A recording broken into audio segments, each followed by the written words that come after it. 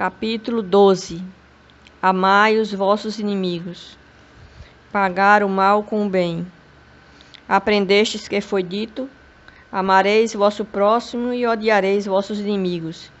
E eu vos digo: amai os vossos inimigos, fazei o bem àqueles que vos odeiam e orai por aqueles que vos perseguem e vos caluniam, a fim de que sejais os filhos de vosso Pai que está nos céus, que faz erguer o sol sobre os bons e sobre os maus, e faz chover sobre os justos e os injustos. Porque se não amardes senão aqueles que vos amam, que recompensa disso tereis? Os publicanos não o fazem também? E se não saudardes senão os vossos irmãos, que fazeis nisso mais que os outros? Os publicanos não o fazem também? Eu vos digo que se a vossa justiça não for mais abundante que a dos escribas e dos fariseus, não entrareis no reino dos céus. Se não amardes senão aqueles que vos amam, que recompensa tereis, uma vez que as pessoas de má vida amam também aqueles que as amam? E se não fazeis o bem senão àqueles que vos fazem, que recompensa tereis, uma vez que as pessoas de má vida fazem a mesma coisa? E se vós não emprestais senão àqueles de quem esperais receber o mesmo favor, que recompensa tereis, uma vez que as pessoas de má vida se emprestam mutuamente para receber a mesma vantagem? Mas, por vós, amai os vossos inimigos. Fazei o bem a todos e emprestai sem disso nada esperar. E então vossa recompensa será muito grande, e sereis os filhos do Altíssimo, que é bom para os ingratos e mesmo para os maus. Sede, pois, cheios de misericórdia, como o vosso Deus é cheio de misericórdia. Se o amor ao próximo é o princípio da caridade, amar os inimigos é sua aplicação sublime, porque esta virtude é uma das maiores vitórias alcançadas sobre o egoísmo e o orgulho. Entretanto, equivoca-se geralmente sobre o sentido da palavra amor nessa circunstância. Jesus não quis dizer, por essas palavras, que se deve ter pelo inimigo a ternura que se tem para com o irmão ou amigo. A ternura supõe a confiança. Ora, não se pode ter confiança naquele que sabemos nos querer mal.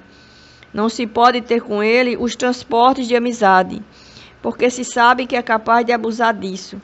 Entre pessoas que desconfiam umas das outras, não poderá haver os laços de simpatia que existem entre aquelas que estão em comunhão de pensamentos.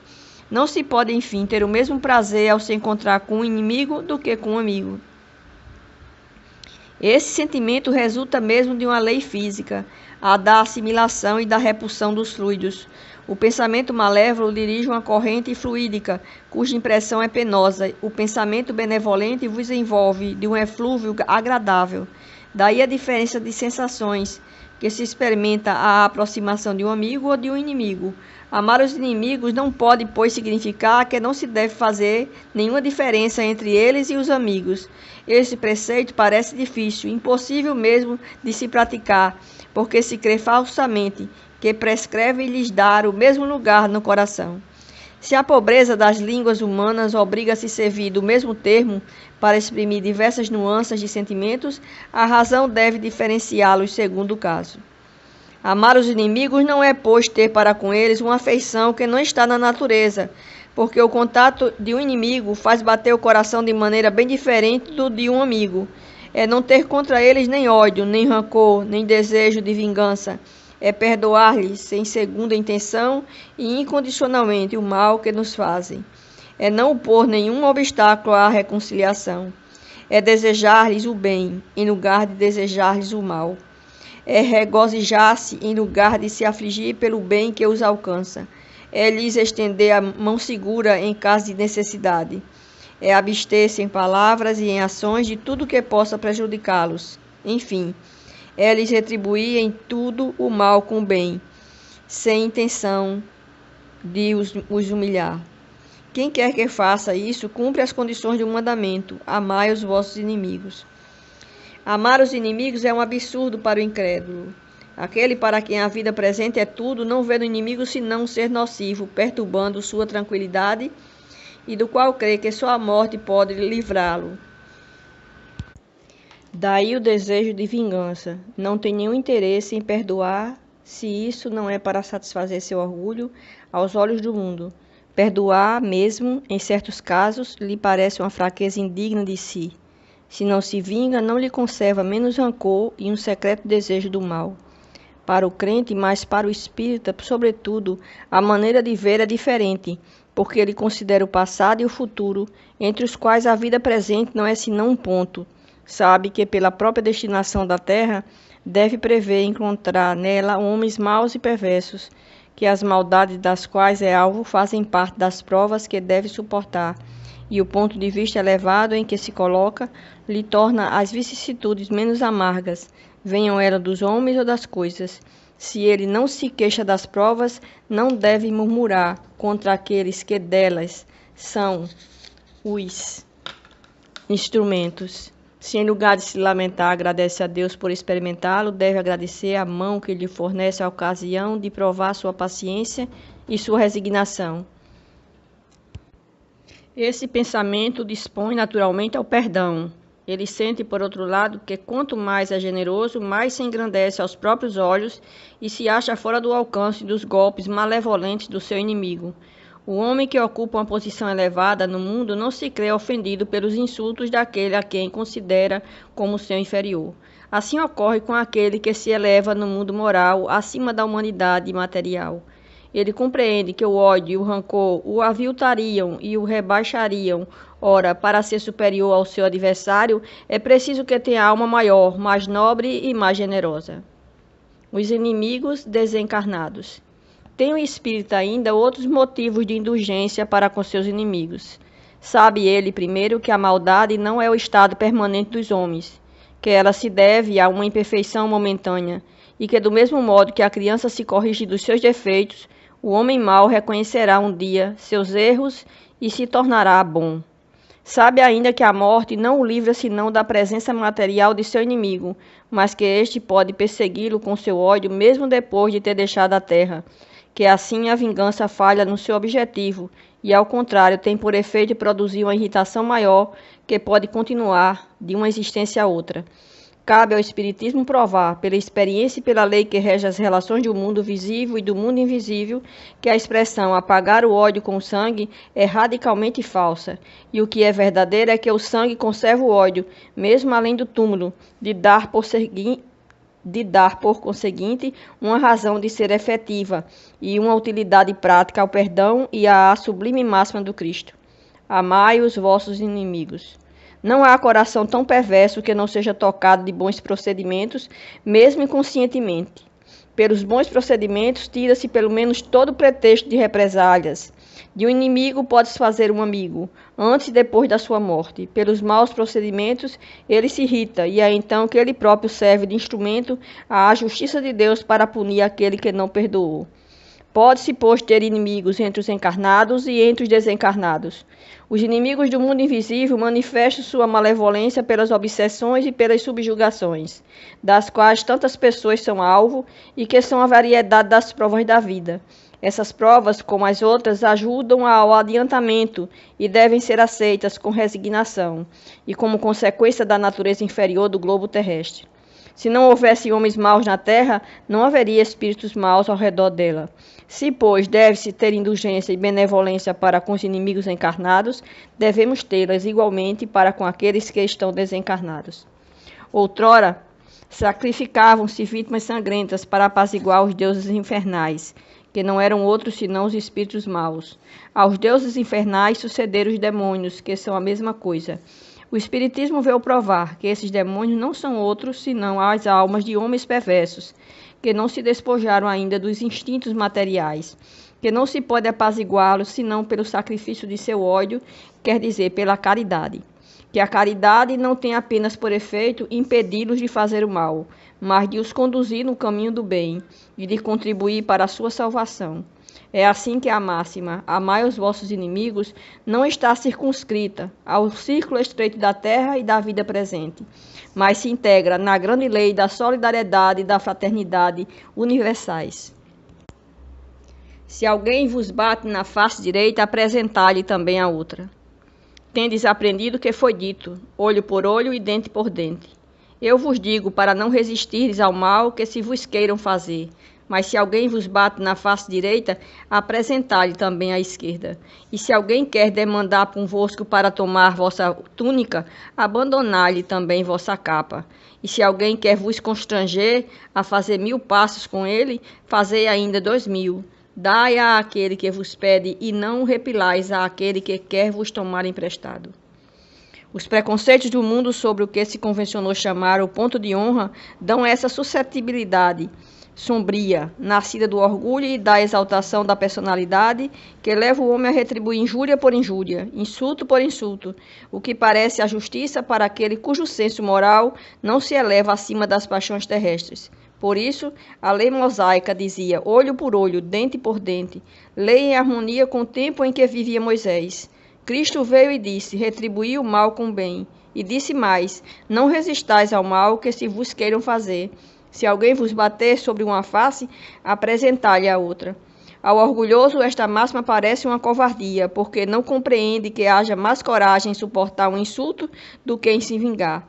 E isso sempre por essa causa que faz com que a sua visão não se transporte além do presente. Entretanto, é preciso tomar esta máxima ao pé da letra? Não mais que aquela que diz para arrancar o olho, se ele for motivo de escândalo. Acentuada em todas as suas consequências, seria condenar toda repressão, mesmo legal, e deixar o campo livre aos maus, lhes dissipando todo medo. Se não se opusesse um freio às suas agressões, logo todos os bons seriam suas vítimas. O próprio instinto de conservação, que é uma lei natural, diz que não é preciso estender benevolentemente o pescoço ao assassino. Por essas palavras, portanto, Jesus não interditou a defesa, mas condenou a vingança. Em dizendo para apresentar uma face quando a outra foi batida, é dizer, sobre outra forma, que não é preciso retribuir o mal com o mal, que o homem deve aceitar com humildade tudo que tende a rebaixar-lhe o orgulho, que é mais glorioso para si ser ferido do que ferir, suportar pacientemente uma injustiça do que ele próprio cometer uma, que vale mais ser enganado do que enganador, ser arruinado do que arruinar os outros. Isto é, ao mesmo tempo, a condenação do duelo, que não é outra coisa senão a manifestação do orgulho. Só a fé na vida futura e na justiça de Deus, que não deixa jamais o mal impune, pode dar a força de suportar pacientemente os golpes dirigidos contra os nossos interesses e o nosso amor próprio. Por isso dizemos incessantemente, dirigi vossos olhares para a frente. Quanto mais vos eleveis pelo pensamento acima da vida material, menos sereis magoados pelas coisas da terra. Instruções dos Espíritos. A vingança. A vingança é o último vestígio abandonado pelos costumes bárbaros, que tende a se apagar no meio dos homens. Ela é como o duelo, um dos últimos vestígios desses costumes selvagens sobre os quais se debatia a humanidade no início da era cristã. Por isso, a vingança é um indício certo do estado atrasado dos homens que a ela se entregam e dos espíritos que podem ainda inspirá-la. Portanto, meus amigos, esse sentimento não deve jamais fazer vibrar o coração de quem se diga e se afirme espírita. Vingar-se, vós o sabeis, é de tal modo contrário a esta prescrição do Cristo. Perdoai aos vossos inimigos, que aquele que se recusa a perdoar não somente não é espírita, como não é nem mesmo cristão. A vingança é uma inspiração tanto mais funesta quanto a falsidade e a baixeza são suas companheiras assíduas. Com efeito, aquele que se entrega a essa fatal e cega paixão não se vinga quase nunca a céu aberto. Quando é o mais forte, precipita-se como um animal feroz sobre aquele a quem chama seu inimigo. Quando a visão deste vem inflamar sua paixão, sua cólera e seu ódio. Mas o mais frequentemente ele reveste uma aparência hipócrita, em dissimulando no mais profundo do seu coração os maus sentimentos que o animam. Toma caminhos escusos, segue na sombra seu inimigo sem desconfiança e espera o momento propício para atingi-lo sem perigo. Esconde-se dele, espreitando-o sem cessar. Arma-lhe emboscadas odiosas e derrama-lhe, chegada a ocasião, o veneno no copo. Quando seu ódio não vai até esses extremos, ele o ataca então em sua honra e em suas afeições. Não recua diante da calúnia e suas insinuações pérfidas, habilmente semeadas para todos os ventos, vão crescendo pelo caminho. Por isso, quando aquele que persegue se apresenta nos lugares onde seu sopro envenenado passou, espanta-se de encontrar rostos frios, onde encontrava outras vezes rostos amigos e benevolentes. Fica estupefato quando mãos que buscavam a sua se recusam a apertá-la agora. Enfim, fica aniquilado quando seus amigos mais caros e seus parentes se desviam e fogem dele. O covarde que se vinga assim é 100 vezes mais culpável do que aquele que vai direto ao seu inimigo e o insulta de rosto descoberto. Para trás, pois, com esses costumes selvagens. Para trás, com esses usos de outro tempo. Todo espírita que pretendesse hoje ter ainda o direito de se vingar seria indigno de figurar por mais tempo na falange que tomou por divisa. Fora da caridade não há salvação. Mas não, eu não poderia deter-me em semelhante ideia de que um membro da grande família espírita possa jamais no futuro ceder ao impulso da vingança de outro modo senão para perdoar. Jules Olivier, Paris, 1862. O ódio. Amai-vos uns aos outros e sereis felizes. Sobretudo, tomai a tarefa de amar aqueles que vos inspiram indiferença, ódio e desprezo. O Cristo, de quem deveis fazer o vosso modelo, vos deu exemplo desse devotamento. Missionário de amor, amou até dar o seu sangue e a própria vida.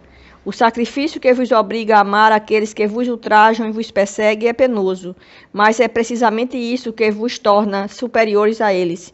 Se vós os odiais como vos odeiam, não valeis mais do que eles.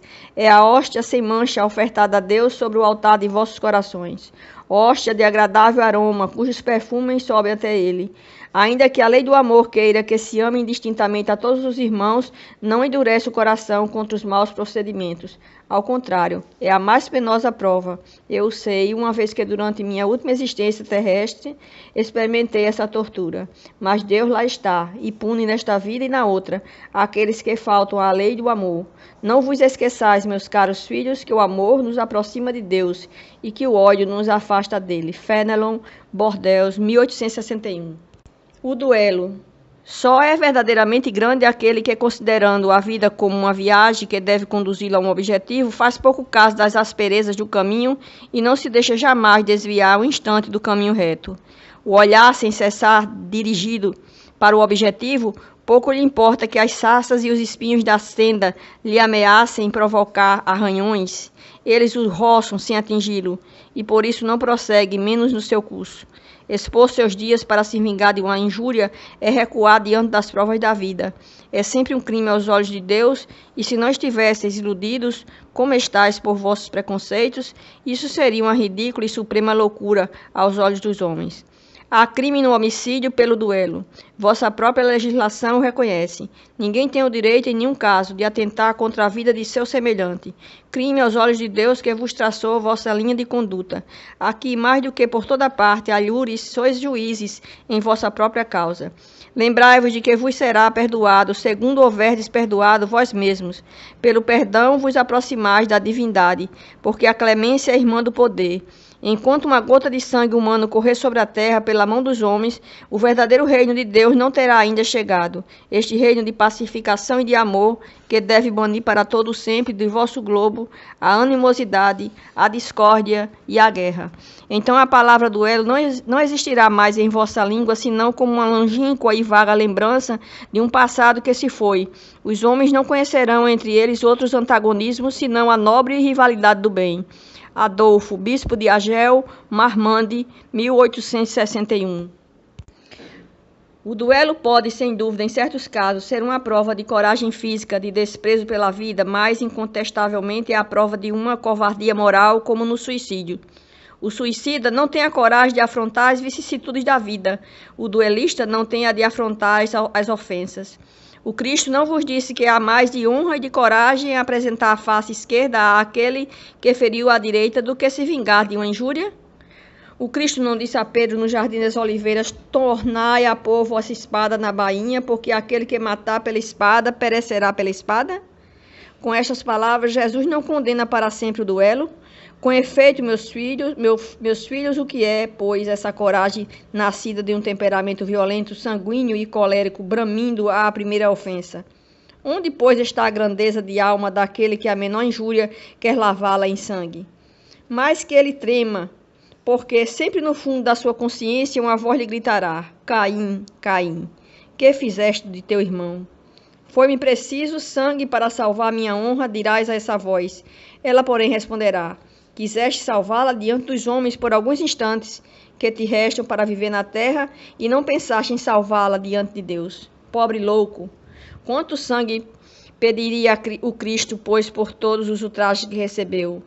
Não somente o feristes com espinho e a lança, não somente o pregastes no madeiro infamante, mas ainda no meio da sua agonia, pôde ele ouvir as zombarias que lhe eram prodigalizadas. Que reparação depois de tantos ultrajes vos pediu? O último grito do cordeiro foi uma prece para seus carrascos.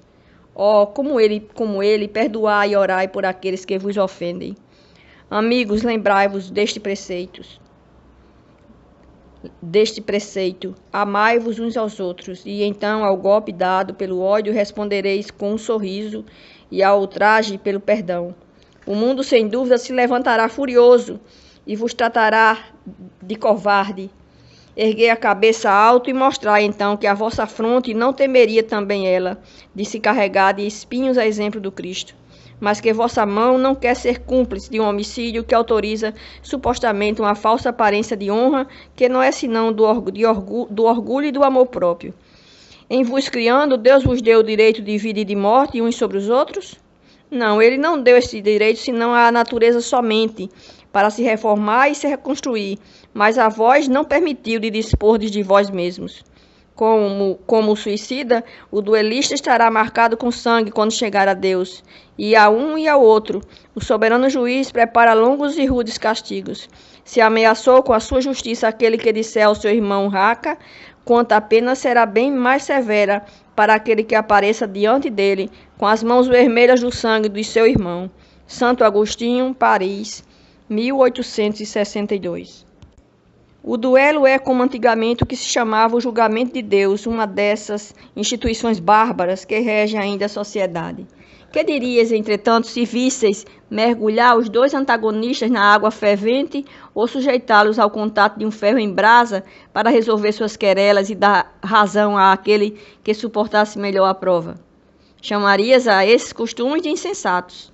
O duelo é ainda pior que tudo isso. Para o duelista emérito, é um assassinato cometido a sangue frio, com toda a premeditação desejada, porque ele está seguro do golpe que dará. Para o adversário, quase certo de sucumbir, em razão da sua fraqueza e de sua inabilidade. É um suicídio cometido com a mais fria reflexão. Eu sei que frequentemente procura-se evitar essa alternativa, igualmente criminosa, atribuindo-a ao acaso, mas então não é, sob uma outra forma, um retorno ao julgamento de Deus da Idade Média? E ainda nessa época era-se infinitamente menos culpado. O próprio nome julgamento de Deus indica uma fé ingênua, é verdade, mas enfim uma fé na justiça de Deus, que não podia deixar sucumbir um inocente, enquanto que no duelo se confia na força bruta de tal sorte que, frequentemente, é o ofendido quem sucumbe.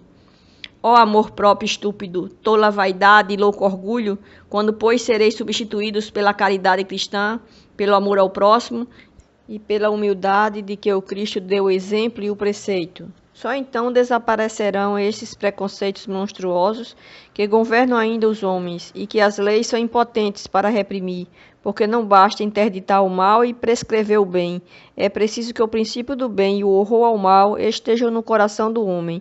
Um espírito protetor, Bordeaux, 1861. Que opinião terão de mim? Dizei-vos frequentemente se eu recuso a reparação que me é pedida ou se não a peço àquele que me ofendeu. Os loucos, como vós, os homens atrasados, vos censurarão, mas aqueles que estão esclarecidos pelo fasto progresso intelectual e moral dirão que agistes de acordo com a verdadeira sabedoria. Refleti um pouco. Por uma palavra frequentemente dita ao ar, ou muito inofensiva da parte de um dos vossos irmãos, vosso orgulho se acha ferido. Respondei-lhes de maneira áspera, e daí uma provocação. Antes de chegar ao momento decisivo, perguntai-vos se agis como cristão. Que contas deveis à sociedade de se a privar de um dos seus membros? Pensais no remorso de ter arrancado a uma mulher seu marido, a uma mãe seu filho, aos filhos seu pai e seu sustentáculo. Certamente, aquele que ofendeu deve reparação, mas não é mais honroso para ele dá-la espontaneamente em reconhecendo seus erros do que expor a vida daquele que tem direito de se lamentar? Quanto ao ofendido, convenho que algumas vezes pode se achar gravemente atingido, seja na sua pessoa, seja em relação àqueles que nos cercam.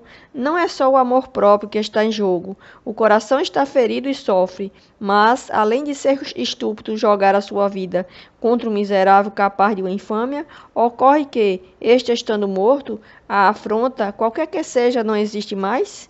O sangue derramado não dá mais renome a um fato que, se é falso, deve cair por si mesmo e que, se é verdadeiro, deve se ocultar no silêncio? Não resta, pois, senão a satisfação da vingança saciada, a triste satisfação que, frequentemente, deixa desde esta vida cruciantes remorsos. E pela humildade de que o Cristo deu o exemplo e o preceito. Só então desaparecerão estes preconceitos monstruosos que governam ainda os homens e que as leis são impotentes para reprimir, porque não basta interditar o mal e prescrever o bem. É preciso que o princípio do bem e o horror ao mal estejam no coração do homem. Um espírito protetor, Bordeaux, 1861. Que opinião terão de mim? Dizei-vos frequentemente se eu recuso a reparação que me é pedida ou se não a peço àquele que me ofendeu. Os loucos, como vós, os homens atrasados, vos censurarão, mas aqueles que estão esclarecidos pelo fasto do progresso intelectual e moral dirão que agistes de acordo com a verdadeira sabedoria. Refleti um pouco. Por uma palavra frequentemente dita ao ar, ou muito inofensiva da parte de um dos vossos irmãos, vosso orgulho se acha ferido. Respondei-lhes de maneira áspera, e daí uma provocação. Antes de chegar ao momento decisivo, perguntai-vos se agis como cristão. Que contas deveis à sociedade de se a privar de um dos seus membros? Pensais no remorso de ter arrancado a uma mulher seu marido, a uma mãe seu filho, aos filhos seu pai e seu sustentáculo. Certamente, aquele que ofendeu deve reparação, mas não é mais honroso para ele dá-la espontaneamente em reconhecendo seus erros do que expor a vida daquele que tem direito de se lamentar? Quanto ao ofendido, convenho que algumas vezes pode se achar gravemente atingido, seja na sua pessoa, seja em relação àqueles que nos cercam. Não é só o amor próprio que está em jogo. O coração está ferido e sofre, mas, além de ser estúpido jogar a sua vida contra um miserável capaz de uma infâmia, ocorre que, este estando morto, a afronta, qualquer que seja, não existe mais? O sangue derramado não dá mais renome a um fato que, se é falso, deve cair por si mesmo e que, se é verdadeiro, deve se ocultar no silêncio? Não resta, pois, senão a satisfação da vingança saciada, a triste satisfação que, frequentemente, deixa desde esta vida cruciantes remorsos. E se é o ofendido que sucumbe, onde está a reparação? Quando a caridade for a regra de conduta dos homens, eles conformarão seus atos e suas palavras a esta máxima: não façais aos outros o que não quiserdes que vos façam. Então, sim, desaparecerão todas as causas de dissensões e com elas as do duelo e das guerras, que são os duelos de povo a povo. Francisco Xavier, Bordeaux, 1861. O homem do mundo, o homem feliz, que por uma palavra ofensiva, por uma causa fútil, joga a vida que lhe vem de Deus, joga a vida do semelhante que não pertence senão a Deus, este é mais culpável 100 vezes que o miserável que, compelido pela cupidez, pela necessidade, algumas vezes se introduz numa habitação para dela roubar o que cobiça e mata aqueles que se opõem ao seu desígnio. Este último quase sempre é um homem sem educação, não tendo senão noções imperfeitas do bem e do mal, enquanto que o duelista pertence quase sempre à classe mais esclarecida. Um mata brutalmente, o outro com método e polidez, o que faz com que a sociedade o desculpe. Acrescento mesmo que o duelista é infinitamente mais culpável que o infeliz, que, cedendo a um sentimento de vingança, mata no momento de exasperação. O duelista não tem ponto para desculpar o arrastamento da paixão, porque entre o insulto e a reparação há sempre o tempo de refletir. Ele age, pois, friamente e de plano premeditado. Tudo está calculado e estudado para matar mais seguramente o seu adversário.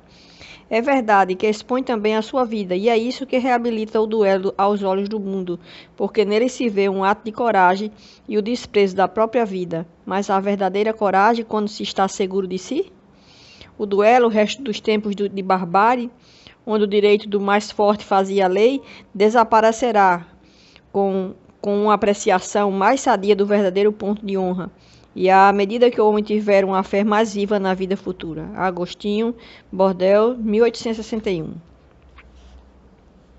Nota: os duelos tornam-se cada vez mais raros, e se são vistos ainda de tempos em tempos em dolorosos exemplos, o número deles não é comparável ao que era antigamente. Outrora, um homem não saía de casa sem prever o encontro, tomando sempre suas precauções em consequência.